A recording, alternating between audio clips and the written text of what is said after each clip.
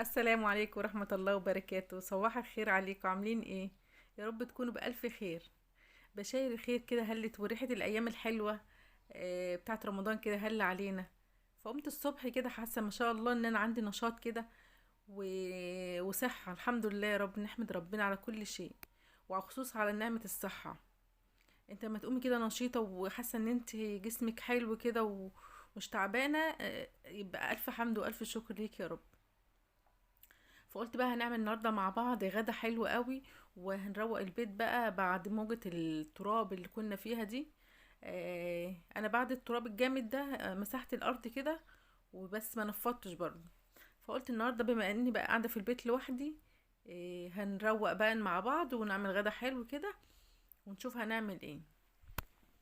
وزي ما قلت لكم الناس تحمد ربنا على كل شيء. يعني انت تبصي كده لغيرك، تبصي ان انت بتعرفي تمشي وتتحركي وصحتك حلوة كده، يبقى ألف حمد وألف شكر ليك يا رب. حتى لو مفيش أكل مش مهم، المهم ان انت صحتك كويسة و... وقادرة حتى ايه تمشي على رجلك. فكان الفرخة دي انا جايباها من امبارح ومنضفاها ومخليها زي الفل، وحطيتها في التلاجة، والصبح بقى طلعتها. ما كنتش عارفة ان انا هعملها النهاردة، بس انا طلعتها بقى من بالليل، قلت ان انا هعملها النهاردة وهشويها معاكم. فانا يعني غسلاها حلو ليمون وملح ودقيق، مخليها زي الفل. انا ما عدتش بحط خل خالص على الفراخ. الخل ده بيخليها بيضه كده وشكلها مش حلو وبيطلع زفاره. فايه بقينا بنقعها دلوقتي، بعد ما اغسل كل اللي قلت لكم عليه ده بحطها في شويه طحينه، معلقه طحينه واحده بس، واسيبها لغايه ما احضر بقى الخلطه بتاعتنا الجميله دي اللي هتخلي الفراخ دايبه دوب كده، وريحتها ما اقولكيش. بصوا، بعد ما حطيتها غسلت ايدي طبعا بالصابون، علشان لما تمسكي اي حاجه في المطبخ ما تبقاش فيها اي زفاره او فيها جراثيم يعني.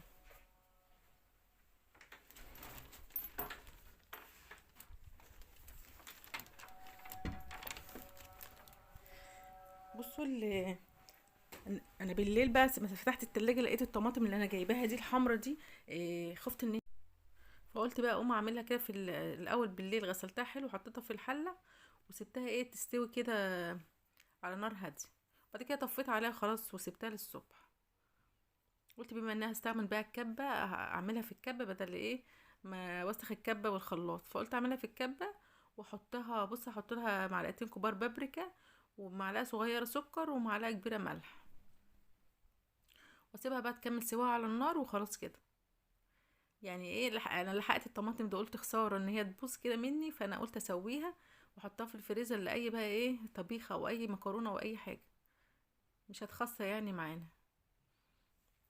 وحطيتها بقى على النار زي ما قلت لكم، على نار هاديه خالص عشان ما تتحرقش بسرعه. وهنبتدي بقى نعمل مع بعض تتبيله الفراخ، تتبيله حلوه خالص. يعني احنا عملناها مع بعض كذا مره بكذا طريقه. الطريقه دي سهله وطعمها حلو قوي. هنجيب بصلايه كبيره كده حلوه، وطماطمتين وقرنين فلفل انا حطاهم حاميين، عايزه احط بقى بارد براحتك. وطبعا هيبقى معانا البهارات اللي هتشوفوها معانا دلوقتي. الفراخ المشويه لها كذا طريقه، فالطريقه بقى انت نوعي، والطريقه اللي انت تفضليها خليكي ماشيه عليها بقى.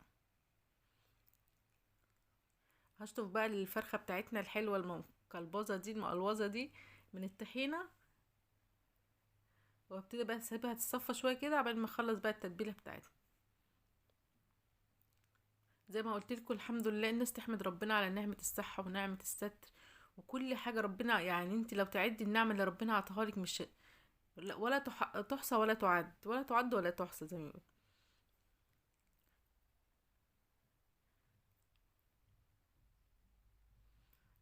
اللي خلصت بقى الضرب الخلطة بتاعتنا، نحط عليها شوية خل ومعلقة ملح وتوم باودر وبصل باودر وزيت وليمون وايه تاني، لا اله الا الله محمد رسول الله، وجنزبيل. اه ده اول حاجة حطيتها الجنزبيل، وتوم باودر وبصل باودر وملح وفلفل وخل وليمون وزيت طبعا.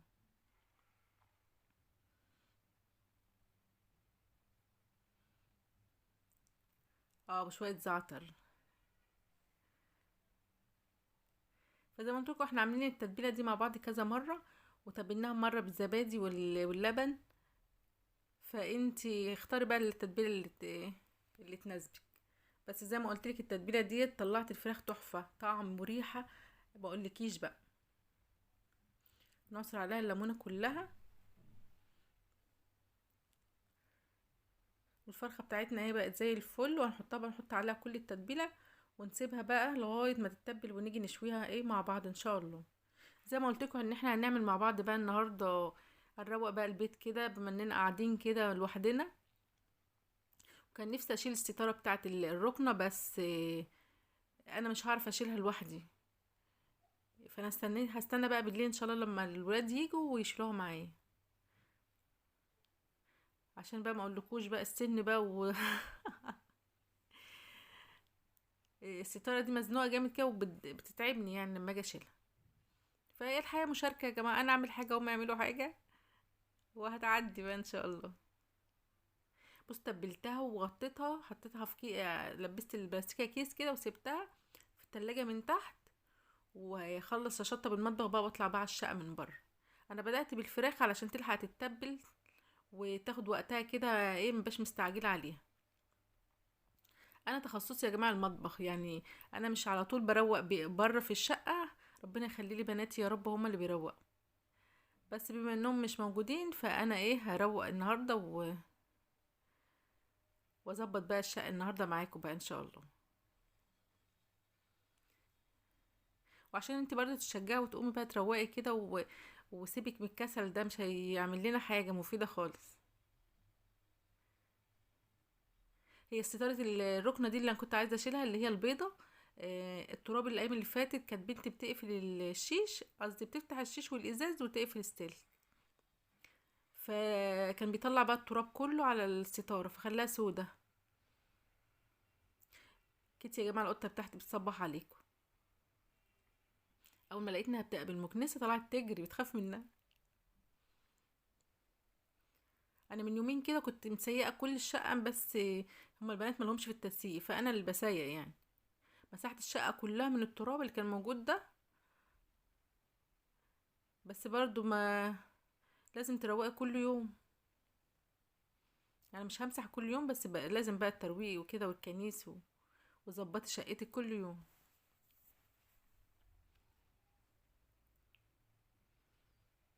انا زي ما قلت قبل كده، ما بكنسش بمكنسه الكهرباء دي كل يوم، علشان بحس ان هي بتاكل السجاد اللي هو الشعر ده. مش عارفه، بحس اني بتخلصه. بخاف عليه. فبكنس يعني يوم ويوم المكنسه ديت، والمكنسه التانية بقى بكنس بقى كل يوم. كنت بجيب بصل وتوم من البلكونه، وحسيت ان اللي وقع مني في البلكونه قشر بصل وتوم، فبكنسه بالمكنسه كده زي ما انتوا شايفين.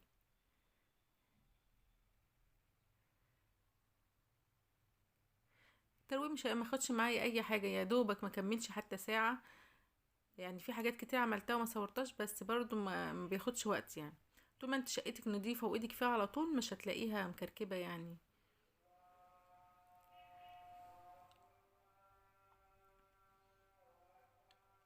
بجيب كل بالمكنسه كده تحت الكراسي، اي حاجه بقى واقعه مش شايفاها بجيبها بالمكنسه كده والسجاد بخليه زي الفل. وعشان السجاد ده مش متساوي كده، فممكن يقع منه حواليه يعني حاجات مش شايفاها. فبرفعه كده وامسح تحت، اكنس تحتيه بالمكنسه برضو وتحت الكراسي. وعشان احنا بناكل على السفره بنوقع بقى تحت الكراسي وكده.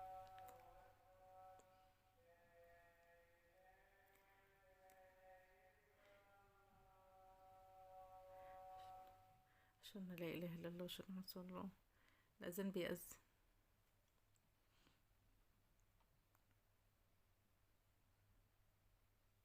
بصوا، برفع السجاده واكنس كده بالمكنسه حوالينها كده. وانا حاطه البلاستيكه دي جنب المرايه وفيها سلك المرايه، علشان بخاف على القطه ان هي تخش ورا المرايه وتتكهرب ولا حاجه. اللي يربي قطه يا جماعه لازم يكون قد مسؤوليتها، ما يربيهاش. مش اي حد كده ابنه يقول عايز قطط يجيبها وما يهتمش بيها، حرام. اللي يربي قطه يبقى قد مسؤوليتها، ويبقى قادر هيعمل لها ايه، اكلها وشربها وكل ونظافتها وكل حاجه. لو مش قد مسؤوليتها ما تجيبيش قطة تعذبيها معاكي. بص الطرقة ديت اللي هي بتدخلنا بقى على اوضه النوم والمطبخ والحمام، حاطه فيها الكنبه الصغيره ديت، بطلع بقى من المطبخ اقعد استريح عليها.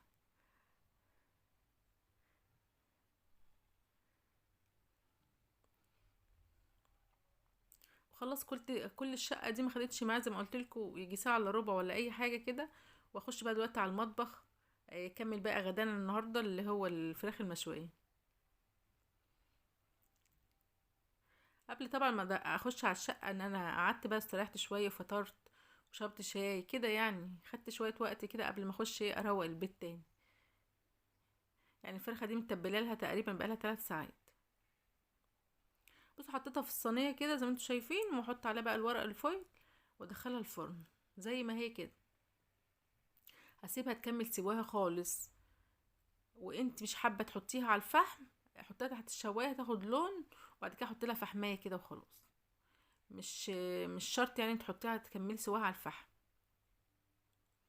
وحطيتها دلوقتي انا في الفرن، كنت مولعه الفرن طبعا مسخنه قبل ما احطها. متحطيش الفراخ على النار يعني فرن بارد، لازم تسخني الفرن خالص، بعد كده تحطي صينيه الفراخ بتاعتك.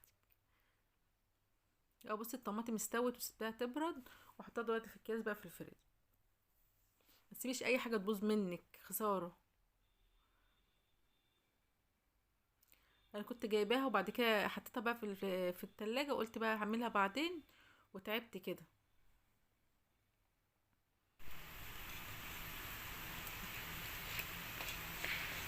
الحته اللي فاتت، المقطع اللي فات ده ما صورتوش لما طلعت الفرخه من الفرن.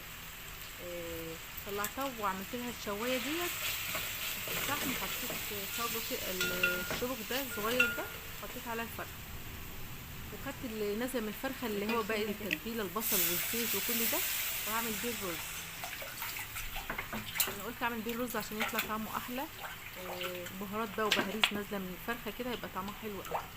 حطيت بس عليه شويه كاري وكركم وملح وفلفل وورق لورا. مش خالص كده. بصي عليه الشوايه بتاعتي اللي انا عاملاها على ايديا، جوزي الله يكرمه هو اللي عاملها لي. حطيت بس فحم وسبته يولع كده، وبعد كده احطها بس تاخد لون وريحه الفحم. وزي ما قلت لك مش عايزين الخطوه دي، تحطوها تحت الشوايه بعد ما تستوي في الصينيه وخلاص، هتكون برضو حلوه زي الفل. الرز بتاعنا اهو طلع ريحته في منتهى الجمال. ونحط بقى عليه المكسرات زبيب وسوداني، وبس كده خلصنا الغدا بتاعنا. يا ريت بقى لو انت اول مره تشوفيني ما تنسيش بقى تشترك في القناه، تعملي تعليق جميل كده يشجعني، اللايك يا جماعه هو اللي بيرفع الفيديو بالله عليك. بصوا بعد الفرخه كانت استوت وغطيتها بالورق الفل عشان ايه، تفضل طريه كده وما تتحرقش. وعملت سلطه طحينه وسلطه خضراء ومخلل، والفرخه بتاعتنا اهي طريه وجميله وريحتها في منتهى الجمال. بصوا نفسي تتغدوا معانا، بوريكم ان هي طريه طعمها حلو قوي. اسيبكم بقى في رعايه الله وحفظه. ربنا يحفظنا يا رب من كل سوء، يجي علينا رمضان كده بالخير، لا فاقدين ولا مفقودين. وفي رعايه الله، ومع الف سلامه. السلام عليكم ورحمه الله وبركاته.